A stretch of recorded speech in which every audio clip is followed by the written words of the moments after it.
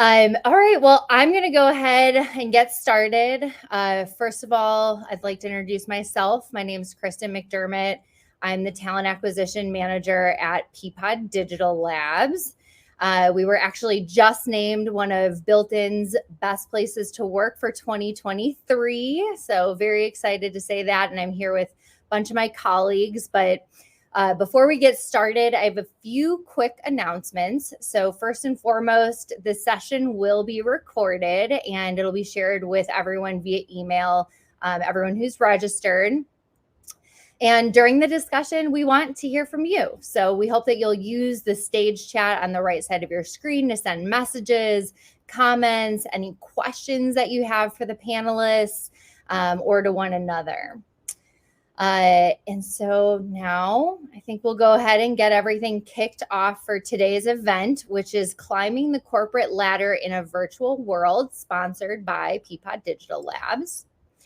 And for those of you who don't know, Fairygodboss is the largest career community for women. So millions of women visit Fairygodboss for career connections, jobs, community advice, hard to find intel about how companies treat women, and virtual events just like this one. So we are thrilled to be joined by three leaders from Peapod Digital Labs, Sarah, Corey, and Karen. So I'm going to have each of you go through and just if you can share your name and role and a little bit about yourself, that would be great. So Sarah, I will have you go first. Thank you, Kristen. So hi, everybody. Very nice to meet you. Sarah Robinson. I'm the manager of assortment tools and analytics here at Peapod Digital Labs. I've been with the company for a couple of years now. And then prior to this experience, I was with a mid-size women's retailer. You may have heard of J. Jill. But I worked there. They're headquartered in Quincy as well. So I had a lot of good experiences, kind of across a couple industries. Personally, I have one dog, and I think I'm lovingly capped at one dog. And I've got, my husband, and we really just enjoy our time outdoors and streaming, as everybody is these days. But that's me.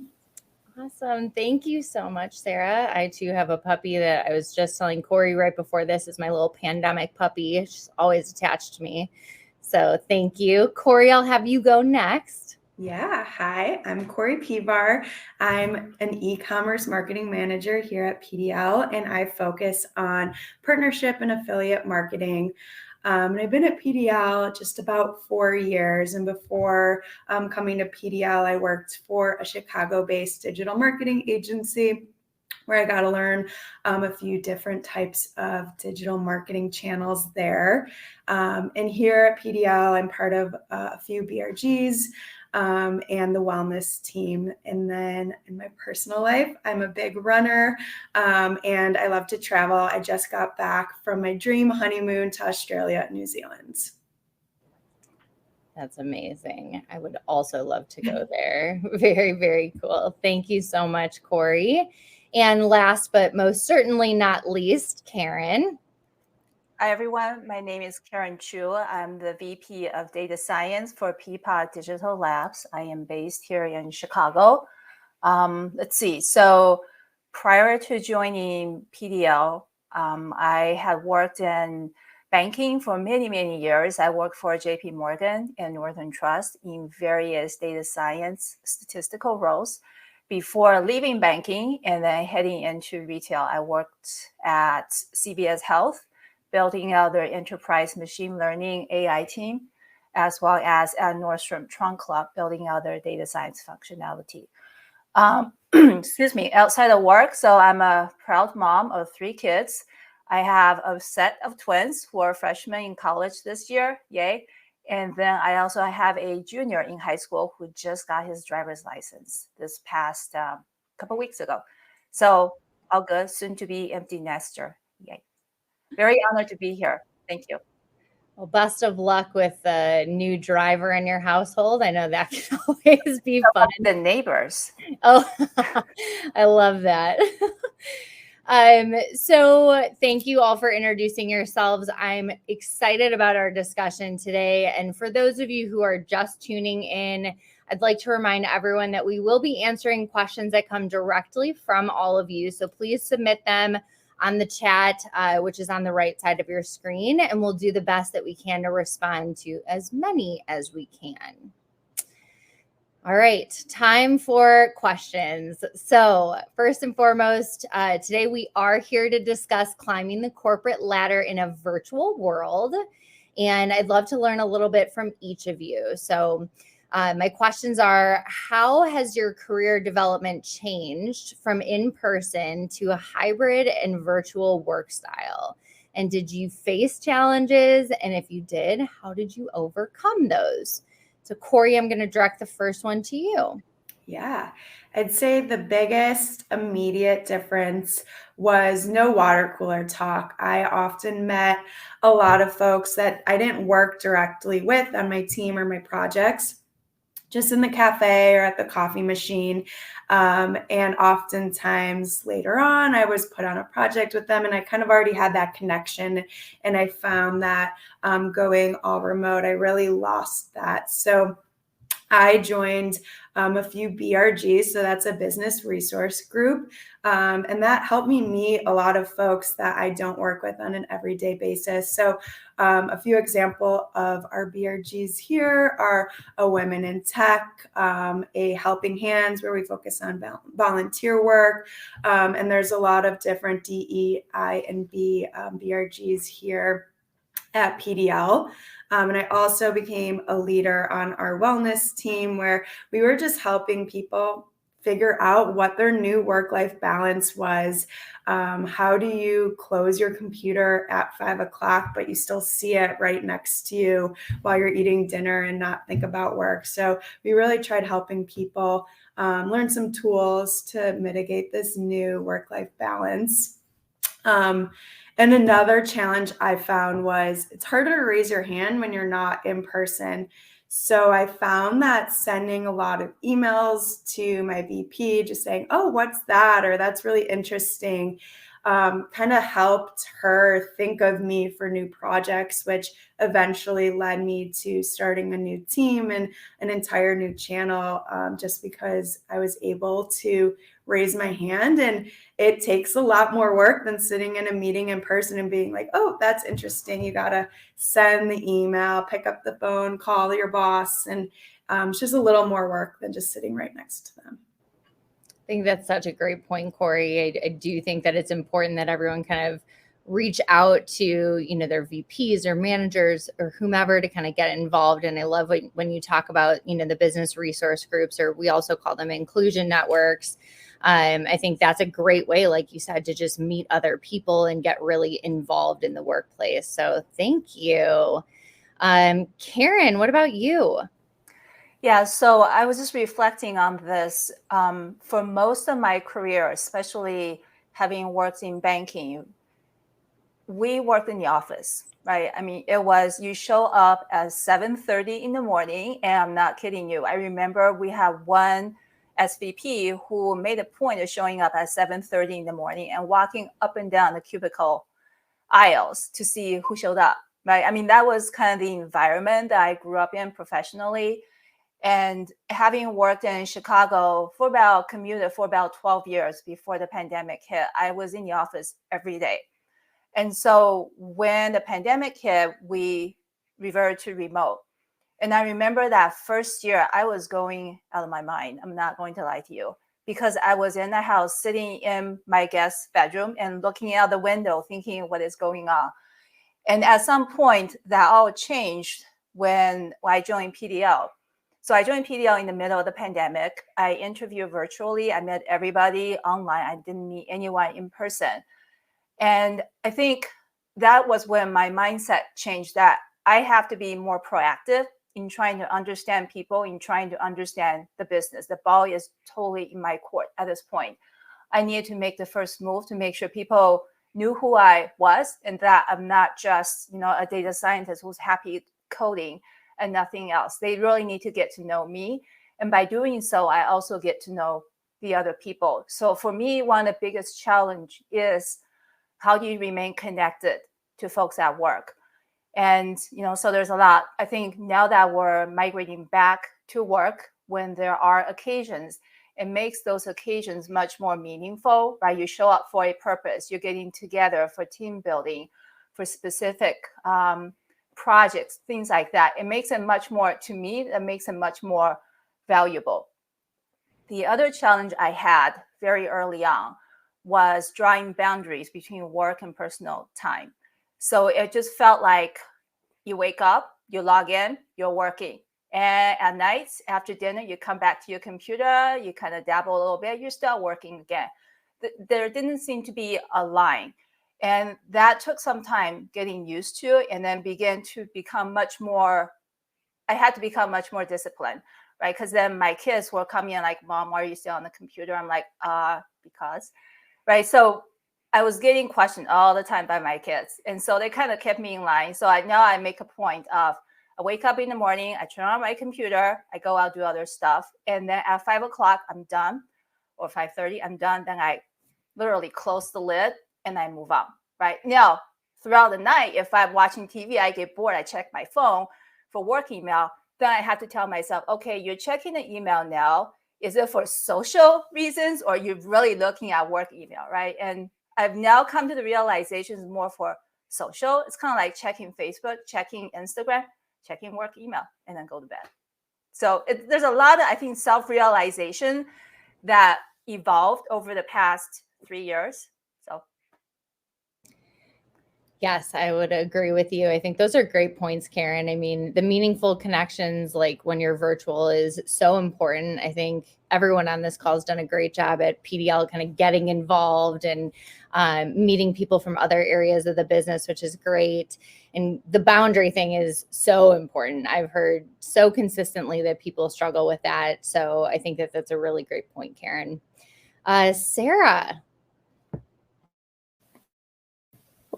Yeah, so like Karen, I was just doing a little bit of reflecting on this, and I almost feel like I had a little bit of a cheater experience going from my previous role, digging back into that history, because I was communicating in that role with a lot of field-based teams who I never actually had the pleasure of meeting on a fairly, often basis. So I had, quite a few conference calls that I was used to like running and facilitating relationships that way.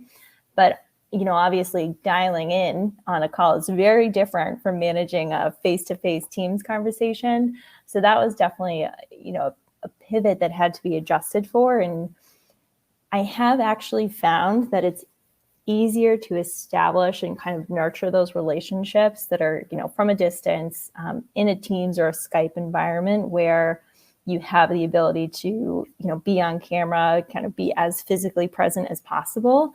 So that was kind of like a learning because like a lot of people during the pandemic, I was maybe not interested in being camera ready, but I did try to, force myself to get to that kind of state. And again, just that technology kind of leaning into how that could help facilitate the transition, both in just kind of how we ran the day to day, but kind of pivoting off of what Corey said, I've actually found it easier to get kind of virtual FaceTime with leadership in a virtual environment as opposed to physical, because there's almost that intimidation factor of walking into somebody's office who maybe you haven't talked to very much, who's your VP level, but in a virtual environment, it just feels a little different and it feels a little bit more casual. So I've actually found those to be easier connections to make. But I will say, kind of still leaning into the technical challenges. I'm a big whiteboard person. I really love to kind of sketch out ideas, get together with a group and throw the figurative spaghetti against a wall and see what sticks. So I really had to kind of pivot my mindset from doing that in person to kind of, again, leveraging these tools that we had available to say, how do we want to put these ideas together? How can we communicate quickly across them, but still strategically and kind of mirror that in-person experience? So I've been doing a lot of YouTubing to see how I can utilize some of the stuff that we have at our disposal. But, it's definitely a learning curve, but I think it's been mostly good. Yeah. That's great to hear. We were just talking about video fatigue right before this. So that is a real thing. But I agree with you. I think that there is a little bit more of that casualness when you're approaching leaders in a virtual environment. So that's great. So moving on to our next question. How do you make sure that your direct reports feel well supported in their career development, especially in a hybrid and virtual environment? And I'm going to pass this over to Corey first. Yeah, I am actually in the office today, my first time since well before the holidays. And I immediately can tell the difference between my team members asking me questions. There's so many more questions coming in when I'm here and next to them than when I'm at home. And I try to encourage chat me. I try to respond as quickly as I can to chats. But I do think that that is a really big challenge. So I've been trying to figure out with each report what the best communication style is with them. Some of them, let's hop on a video call, let's talk it out. It's going to take 5 minutes.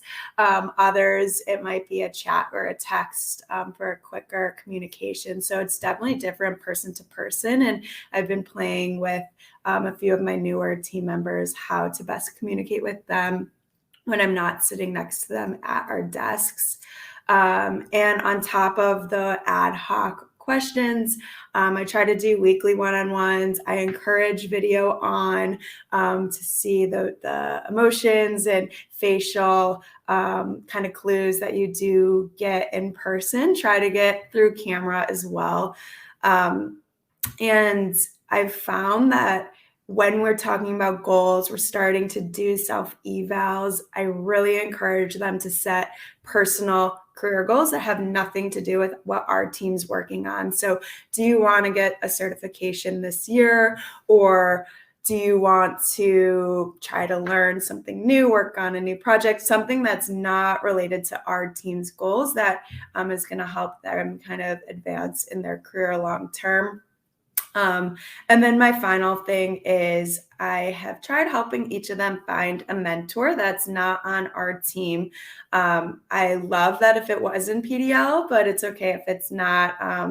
I've found really greatness coming out of my mentorship with my mentor, and I encourage them to kind of find someone where they can have a sounding board about their career as well. That's so great, Corey. I find the mentorship stuff very fruitful as well. And I love that you ask people kind of what their communication style is, because it is different. Some people prefer Slack versus Teams versus just you calling them. So that's great. Karen, what are your thoughts? Yeah, so this is a very interesting question because I have built and groomed teams both before virtual work from home was a thing, right? Versus now. I think as a manager, from a career development learning perspective, you have a lot more at your disposal now. You have a lot more access to like tools, learning, training, and folks have also mentioned that leaderships are more accessible virtually. So I think compared to the pre-virtual world, virtual work from home, that there's definitely a lot more outlets in which to gather the information to help you grow from a development knowledge perspective. On the other side, though, you have to keep in mind that we have a mixed generation in the workforce today.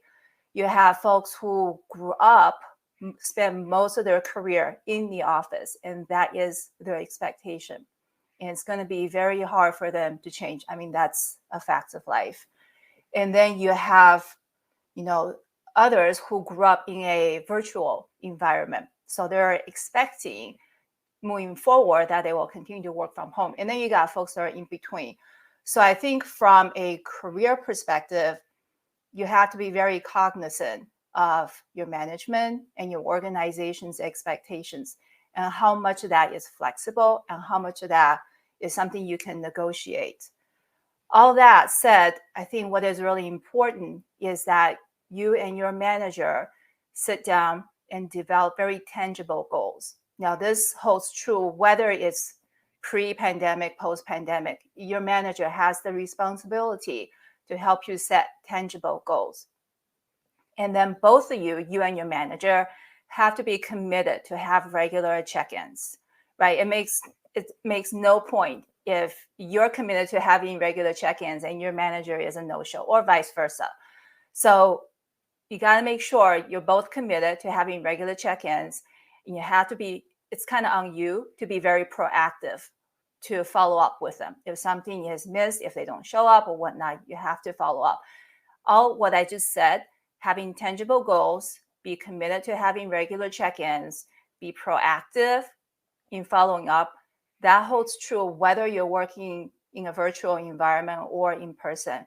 But I do think there's a lot more at our disposal to grow as individuals, as professionals in this world today. Yeah, I would agree with you. And I think the one-on-one check-ins are so crucial, right? It's an opportunity for you to connect with that person during the week. And I agree, it's important to ensure that you can attend those if you're the manager, and vice versa if you're an associate on the other side. So thank you. All right. Next question is, what is your number one piece of advice for other women who are moving into or want to move into leadership? And how have you been able to achieve your career goals into leadership virtually? And Sarah, I'm going to pass this one over to you. Yeah, it's a hard question to, narrow down to just one piece of advice, but I'm going to do my best. And I think it would be to recognize that any opportunity is an opportunity to network kind of beyond your direct kind of business group, the team that you work with. Thinking about the business resource groups that Corey mentioned earlier that we have here at PDL, those have provided me personally with some really interesting networking opportunities to meet people who, quite frankly, I just never would have interfaced with before outside of those groups. And those people are in varying levels of leadership, et cetera, what have you. But what it helps do is establish, kind of that common ground outside of work. Helping Hands is actually a really great example, Corey. Some of my best connections outside of my team have come from the Helping Hands network, where, we packed food in a food bank and then chatted personal and professional while we were doing that. And it was just really rewarding experience. So I would just say, obviously making sure you balance your time, don't sign up for everything, that's optional, but, just kind of taking the opportunity to leverage any of those into potential opportunities to meet somebody new who can help you along your career path, because you never know who can offer a helping hand and under what situations. That's my one piece. I will stop talking. Okay. Exactly. I think it's great. I do want to call out all of us on this call are in our inclusion networks, which I think just goes to show like how incredible they are and how many people you can meet just outside of your groups that, to your point, you would never have had an opportunity to meet otherwise. Karen. All right. So I would say being a leader, that's an evolution of you as an individual, right? So how it's a combination of how you have accumulated the industry knowledge and how you apply that knowledge to the work around you. And then also, some of that is how you perceive the world around you. So I would say you have to be, certainly what I found most helpful is that you have to be adaptive, and it's a constant learning exercise. I have to be very proactive in finding, what's the hottest, most effective way to build an algorithm. What are the business applications? How does that tie to our P&L, right? So, and how do my team feel about expanding in this area versus others? So I think you have to kind of constantly be on the lookout for what's new and upcoming in terms of your area as well as the business as a whole. And on top of that, be a good listener, right? So there's a lot. I'm a firm believer in hearing what is said and what is not being said. So there's a lot to be gathered from that. And I think if you're proactive and a good listener, that kind of sets you on a good path forward in terms of, hey, this is what you want to do. Or maybe, what are your goals for down the road? I hope that helps. It does. Thank you, Karen. One more question before I take a couple from the audience. What opportunities did Peapod Digital Labs provide that ultimately helped you land your role and grow in a hybrid and remote environment? And Corey, I'll start with you for this one. Yeah. So in March of 2020, our large digital marketing team started a morning round robin just to connect and kind of say what we are working on. And that's when I had heard my VP talking about a brand new project she was working on. It stemmed from looking at a product that kept being searched over and over on our site, and we didn't have that product. And I just emailed her and said, I'd love to learn more about what you're doing. And just because of that daily round robin of here's what's going on, I started a new role and a new team here on the partnerships team, and really getting to work cross-functionally to build fun, exciting marketing programs for some of our partnerships that we have with our CPGs.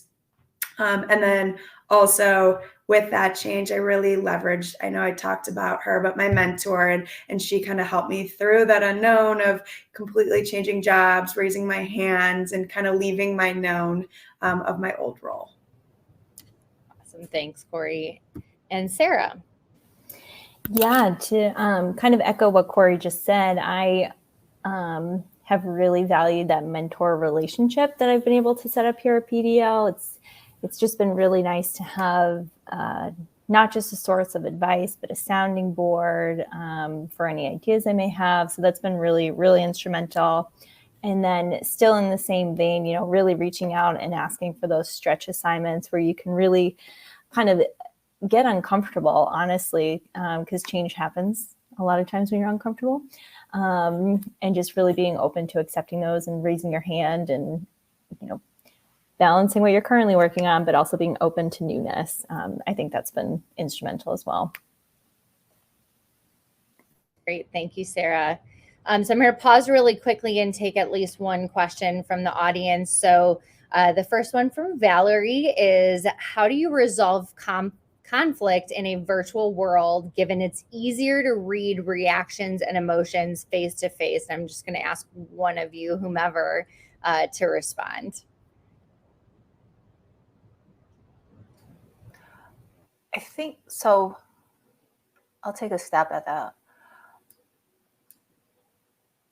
I think that's to me, it will be handled similarly as I would in the office, right? It has to be a very open and transparent dialogue between the different parties, or if it involves me as a manager. But I do think conflicts hopefully don't just happen overnight, and they usually don't just happen overnight. It's kind of built up over time. So hopefully by the time that the conflict actually manifests, there have been indications along the way, so no one will be caught off guard. But I do think it has to be, it will have to be addressed promptly and with a very open mindset. And you have to have a resolution in mind. And whatever that resolution will look like, it has to be tangible. But I wouldn't, I wouldn't just leave it, right? Because it's virtual. So therefore you don't have to deal with the face-to-face, therefore don't have to deal with it.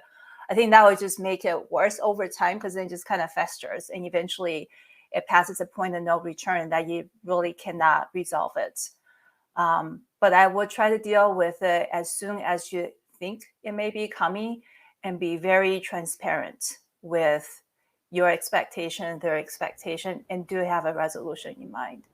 Yeah, I agree. I also think, like, when you're having those conversations, because they mentioned like reading reactions and emotions, like actually having your video on during those discussions, so that way you can see people's reactions. So. And one other thing, sorry, Kristen. No, you're fine.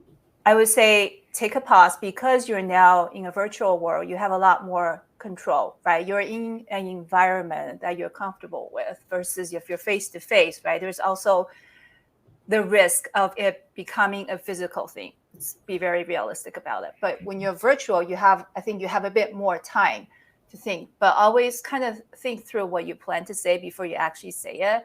I have been in a situation where the person on the other end were just like talking. And then afterwards, they apologize and like, that was like, okay, I get it. Right. So I think we just have to take this opportunity and pause and think a bit before we let the words come out, which you would in face-to-face anyways. But now you have a lot more flexibility to do so virtually. Yeah. I'm going to take one more question and then we'll move on. So the next one from Faye is, do you have any suggestions for how to help reestablish communication lines that have been lost with the move to virtual?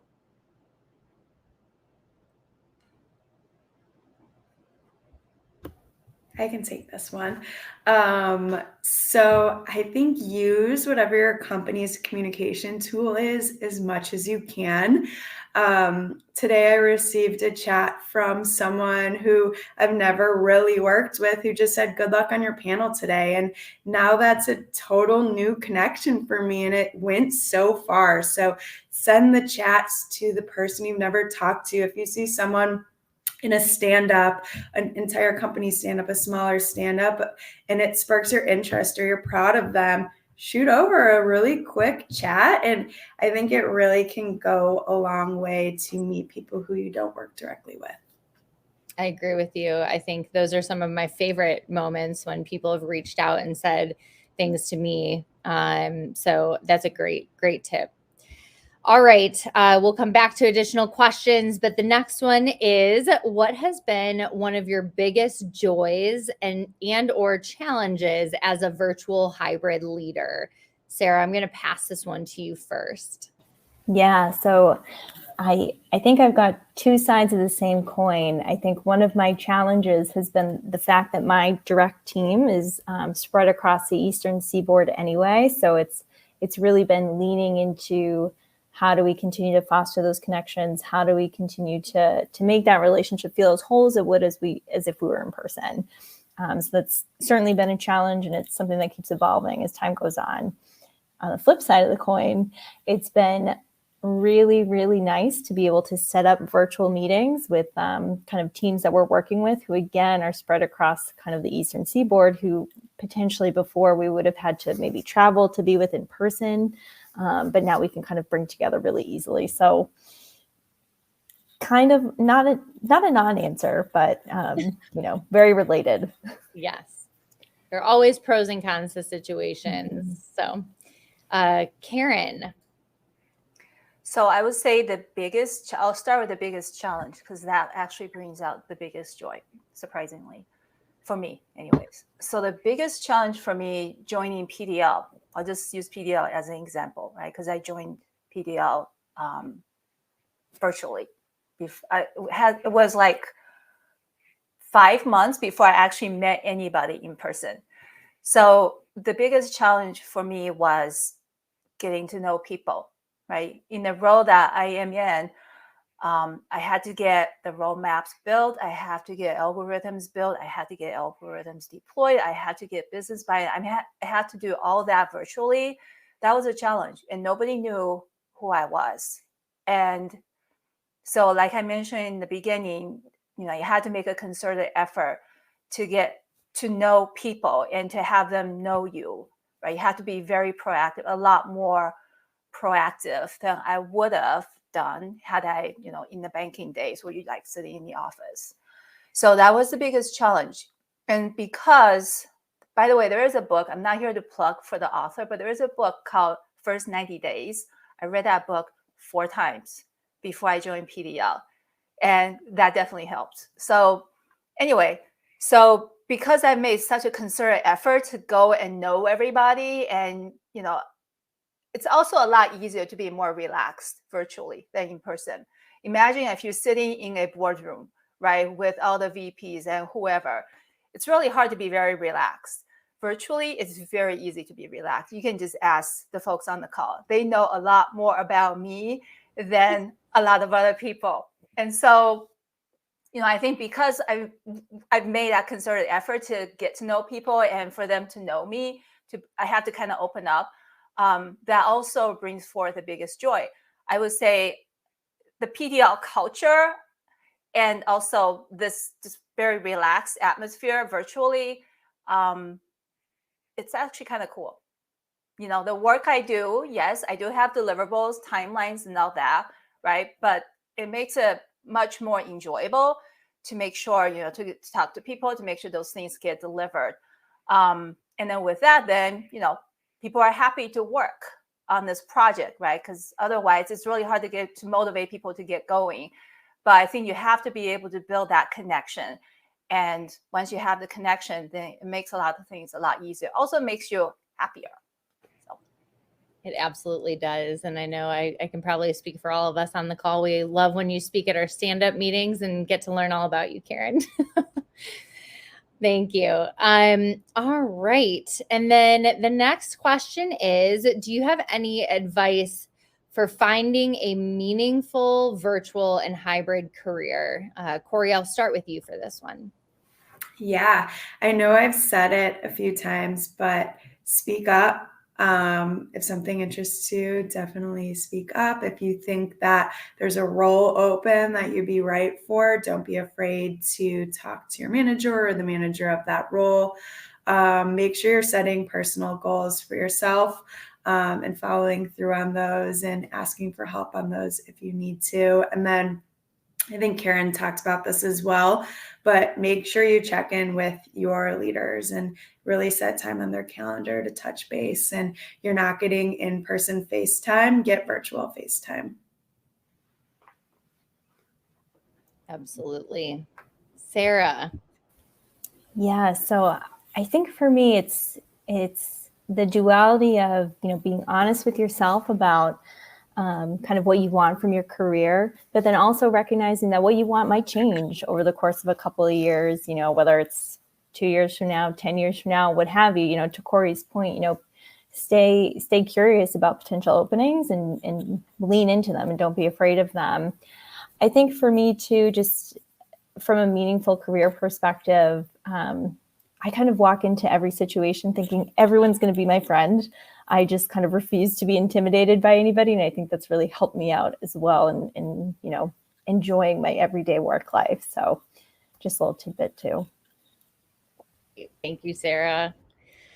So my last question for all of you before we take questions from the audience. Fairygodboss has a tradition of asking its panelists the following. So what have you observed, what have you observed is that women do not feel comfortable enough bragging or taking ownership of all the amazing things that they achieve. So we'd like for you to share with us an accomplishment, personal or professional, that you're most proud of. And let's see, who can we have go first? Karen?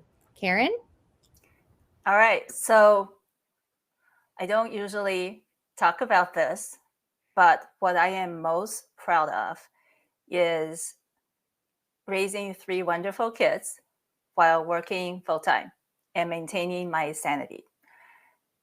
And the opportunity to apply what I have studied. I have a degree in statistics, and I've been able to move around different industries and business areas. Those are the things I'm pretty proud of. And I hope to be doing this for a long time before I become a barista at Starbucks. And we hope you're doing it here at PDL for a long time. Corey. Professionally, I'm most proud of finally really loving what I do and feeling like there's meaning behind my work. And it took me quite a few years to get to that. So I'm really proud of that. And then personally, I made a goal to run a marathon, and due to COVID, it ended up landing 2 weeks before my wedding, but I didn't let that stop me. And I ran it, and it was super fun and hard and challenging and really rewarding. That's amazing. I'm proud of you in general. I could never run a marathon ever. Sarah. Yeah, so I have not run a marathon either, so I don't have any running sneakers for this personal accomplishment. But this is probably one that I don't know I would brag about very often, but and there's a little recency bias, but I actually built my work from home desk as we moved into the pandemic, and I had to do that because I live in a very small condo and I needed a very specific setup. And I'm very happy to say that I bought power tools, used them appropriately, and like made it work. So that was pretty cool. And then professionally, you know, I have a history in my career of helping originate roles and kind of being the first in place, which has been a really interesting and scary challenge that I'm always proud to have looked back on. You know, it's a little scary in the moment, but upon reflection, it's been really great. So. Awesome. Thank you, Sarah. So I'm going to go to audience questions and then we'll have a little lightning round at the end. So I'll just ask that one of you respond to each of these. But the first one is, how do you deal with non-responsive team members working virtually? I'll take this because I dealt with it yesterday. So I sat them down virtually and said, I have some constructive criticism. And I went through a list that I had kind of been keeping tabs of the last few days of things that I needed more communication on. Confirming that you completed a task. I can't just check every single folder to see if something's done. And I actually saw later yesterday that there was like, it didn't get through. And so I'm now starting to call it out right when I see it, sending a chat saying, I would have loved if you had sent me a Slack and asked me this before you sent that email, and just trying to jump on it right away so they can get that real-time feedback and hopefully course correct. That's good. Thank you, Corey. The next question is, do any of you have resources, blogs, books, classes that you would recommend for new leaders? And someone had asked the name of the book that you mentioned, Karen, so I'll call it out again. It was The First 90 Days was the book that Karen mentioned. But do any of you have other recommendations for new leaders? I'll hop in quickly. I'm a really big fan of Brene Brown. I know some people love her and some people love her less, and that's totally fine. But she has a really great suite of books and podcasts that really help you figure out how to lead in a way that, you know, still allows you to be emotional and vulnerable and kind of balancing the professional and personal that way. So I've found that to be really helpful. That's great. Anyone else want to add on to that one? You know, I think just like Coursera has a whole bunch, right? Yeah. Or even if you do a search on YouTube, I do watch a lot of YouTube. If you do a search on YouTube, there will be some. I mean, the challenge of that is there's a lot of, it's a mixed bag. So you have to do a bit more research. There's also Medium. Medium has some really good articles. That's great. I know you had mentioned a book a while back, Karen, that I actually started, which was Atomic Habits. Atomic Habits. Yep. I just started that one. I know it's not necessarily just for new leaders, but I will say that if you're looking to create better habits just in your life, it is a great book thus far. So, yeah, I would also just very quickly add the Checklist Manifesto, kind of in the same vein. Yeah. All right. Checklist Manifesto. Great.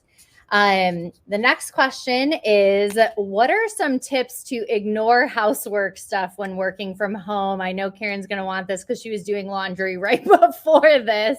But this person says, I'm hyper organized and it's hard to ignore most times. So Karen. Yes, I'm happy to take that one up. I think first step is you just have to recognize there is housework to be done and it's going to be done. So what I usually do is, like, if there's a break, right? Because you're not going to be sitting in front of your computer nonstop. There's going to be breaks. And in those breaks, whether it's sometimes you just need to get it out of your system. It's like a 15-minute break, right? So go chop up onions, do laundry, whatever, and then come back and then you're dedicated, right? So it's almost like that's an opportunity. When we're in the office, that's when we get up, walk around, talk to somebody, talk to Corey, talk to Sarah, Kristen over the cube walls. But now that's when we walk over to the kitchen and do some house chores. That's kind of, and you also get your steps in. So I think my point is you have to kind of set aside time, recognize it. Don't, it's much, I think it's a lot harder if you just say, I'm not going to do it, I'm going to hold off, right? Because the thought of suppressing it, actually, I find that if I have to suppress it, it actually makes it even worse. So I mean, if I just like set aside 15 minutes, go do it, come back, refreshed.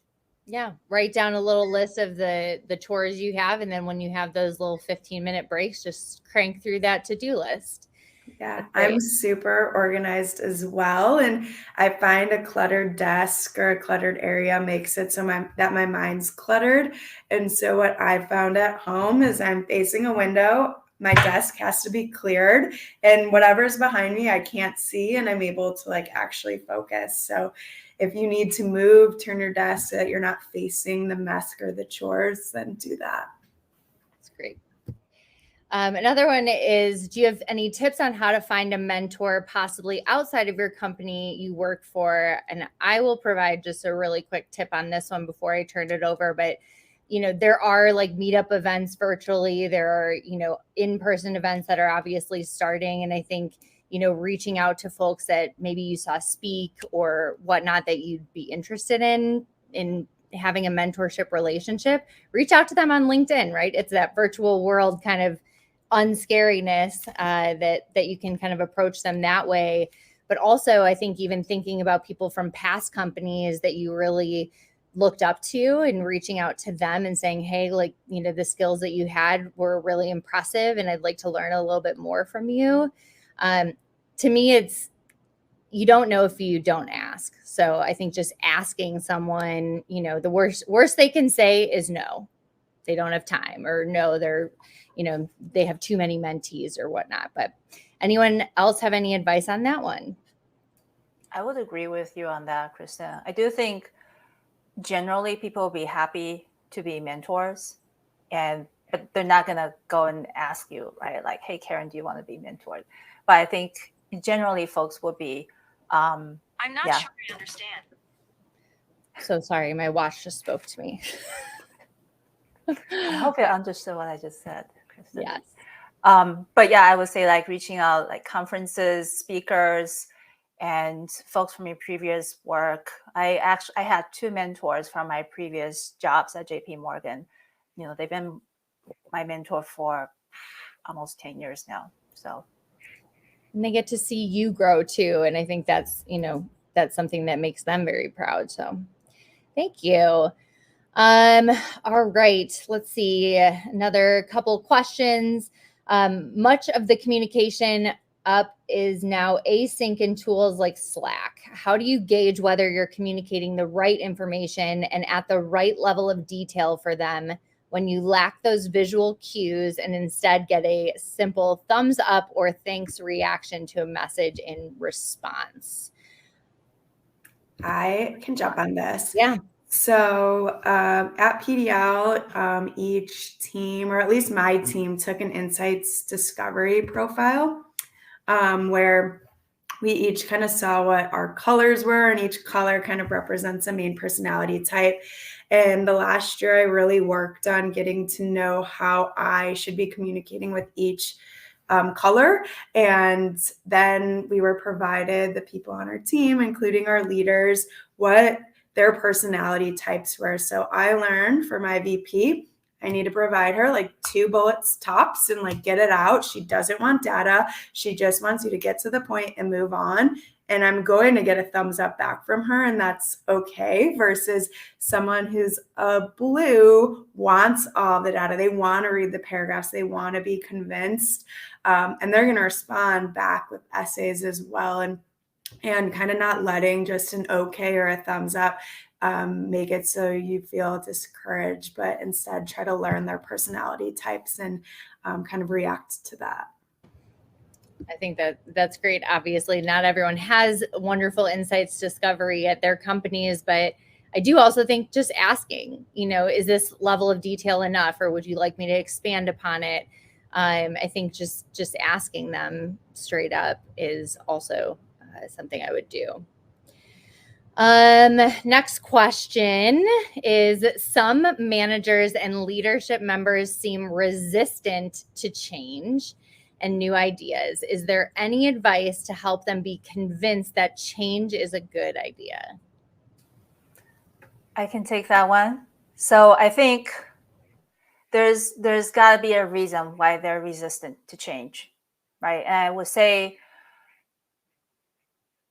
perhaps initially it's change will be disruptive to their work. It's something they have to learn, or new things. That I do think some of that is human nature. So, but I think having a deeper conversation with them regarding, how does the change impact your area? It could be there are other things. But I would say it's something that requires a few more rounds of discussions. Now, if they absolutely do not want to change, one of the things that you can always propose, which we do in data science all the time, is you test it out, right? So you start with something small, much more tangible, has lesser impact, but you test it out, prove the case. If the case works, then you move on to the next steps. But I would say it's again, goes back to communication and trying to understand, what is really at the bottom of the resistance. It's not, even for people who don't want to make a change because it's going to disrupt their world, there's something else. Does it mean they have to learn something? Does it mean tools need to be retired? Does it mean people need to be let go? What does that mean? So I would say usually there's more to it underneath. And then when they do agree, or they seem kind of maybe open to it, then perhaps try a smaller, more tangible proof of concept, and then go from there. Thank you, Karen. I also see in the chat there's some folks looking for work. Just a quick plug, you can go to peapodddigitallabs.com, or I'm sorry, peapodddigitallabs.careerswithus.com if you are looking for new opportunities. And I think we're going to move really quickly over to our lightning round. And so I'm going to start with this. What advice would you give your younger self? Sarah, I'm going to have you go first. Okay. Have fun and stay curious. That's it. I love that. Definitely. Corey. Yeah, don't worry about being a perfectionist. And if you just do your best, it will be perfect. And Karen. Mine's really easy. So have a general goal in mind and then enjoy the ride. That's great. Thank you. All right. So that kind of brings us to the end. So I want to say first and foremost, thank you so much, Sarah, Corey, and Karen, for joining us today, for sharing such fantastic advice that I'm sure everyone on this call will be able to take and leverage in their day-to-day lives. And thank you to everyone who's tuned in for the discussion. I do want to remind you that we'll be sending out a recording of today's event along with resources to learn more about opportunities at Peapod Digital Labs. But in the meantime, please go ahead and check out Peapod Digital Labs' profile on Fairygodboss. And we'd love to hear your feedback. So, Fairygodboss likes to hear kind of feedback on what you thought about today's event to really help improve on future events. So please click on the Typeform link in the chat. It's on the right side of your screen to share your thoughts in a 1-minute survey. So thank you, everyone. We will see you next time.